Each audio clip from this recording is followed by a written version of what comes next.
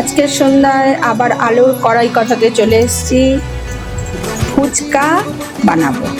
অবশ্যই এটা ফুচকা ছোট ছোটই করে করা আছে। এটাকে তেলে ভেজে নিতে হবে।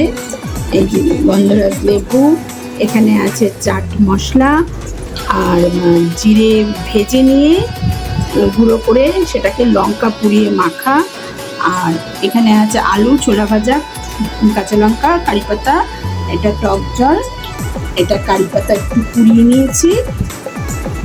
এইভাবে এবার এটা মশলা দিয়ে বানাবো, আর তার মাঝে একটু ছোট্ট ছোট্ট কথা বলবো। এবং এখানে চাট মশলা দেওয়া আছে, এখানে জোড়ানো আছে। এইভাবে এটা করেছি।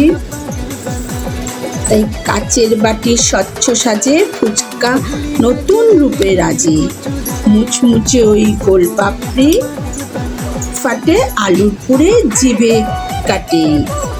আচ্ছা, এটা হচ্ছে তেঁতুল জলের টক।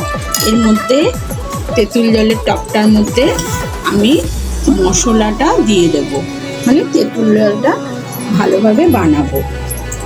তেঁতুল জলের টক মিষ্টিতে কারি পাতার গন্ধ সাজে। এই কারি পাতাটা এখন আমি এর মধ্যে দেব, তাহলে একটা গন্ধ সাজবে।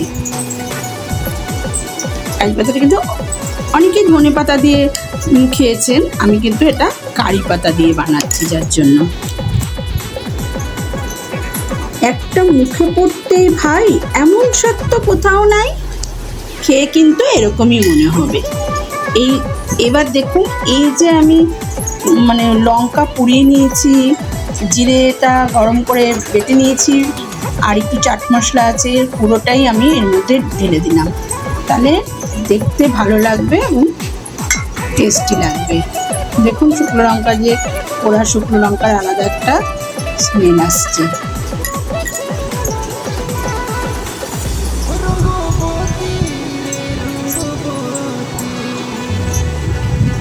এরপরে আস্তে আস্তে তো আমি লেবুটাকে চিপে দিচ্ছি, দিয়ে লেবুটাকে দিয়ে দিলাম।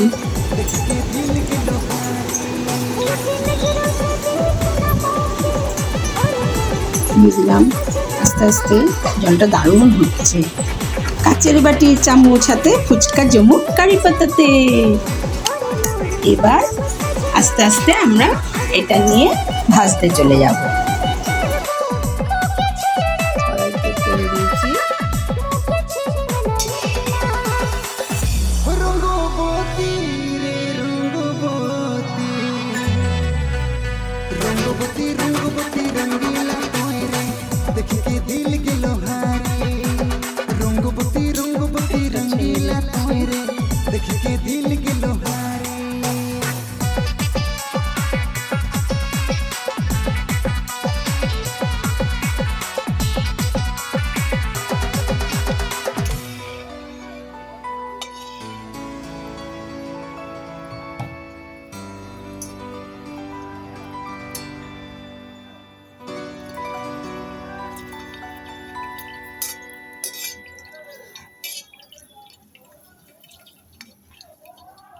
দেখুন, ফুচকার বলটা কিন্তু ভালোই হয়েছে।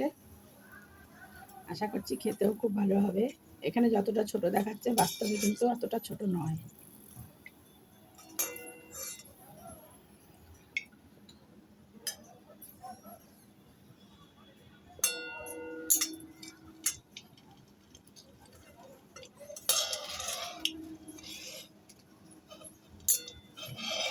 একটা একটা করে গোটা পাঁচেক ছেড়ে দিচ্ছি, কারণ ভালোই ফুলে যাচ্ছে। আপনারাও এইভাবে ফুচকার বলটা ভাজবেন।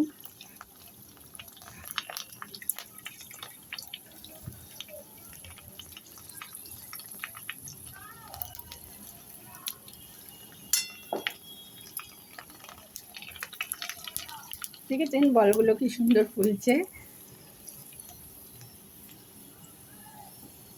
একটু কড়া করে ভাজবো, তাহলে ফুচকাটা পরিবেশন করতে সুবিধা হবে। কটকট করে ভেঙে পুরটাকে ভরা যাবে।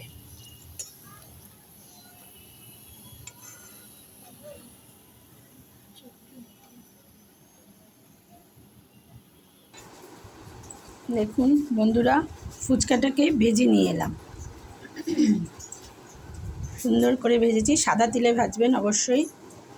এবার এটাকে সুন্দর করে পরিবেশন করব। তার টক জলটা এই যে আরেকবার দেখিয়ে দিচ্ছি। আর সাথে যদি আলু মাখাতে লেবু লাগে তাহলে আরেকবার দেখিয়ে দিচ্ছি লেবুটা। আমি একটু লেবু দিয়েই দিচ্ছি, একটু টেস্টটা ভালো হবে। সবাই বাদাম দিয়ে খায়, এটা কিন্তু ছোলা ভাজা দিয়ে করা। অবশ্যই আপনারা যদি পেঁয়াজ দিয়ে খেতে চান তাহলে একটু কুচো পেঁয়াজ কেটে এটার সাথে পরিবেশন করে নেবেন। একটু টক জল ছিটিয়ে দিচ্ছি আলুটা যাতে একটু নরম হয়।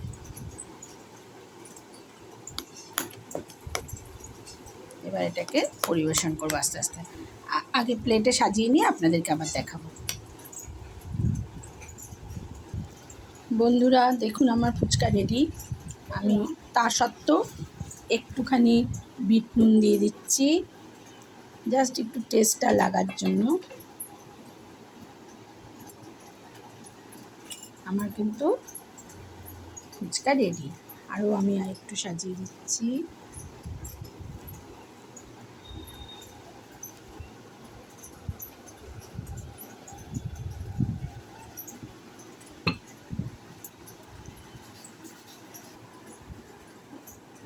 রেডি হয়ে গেছে। আপনারা এইভাবে ঘরে বানিয়ে বাচ্চাদেরকেও দিতে পারবেন, আপনারাও খাবেন। Thank you.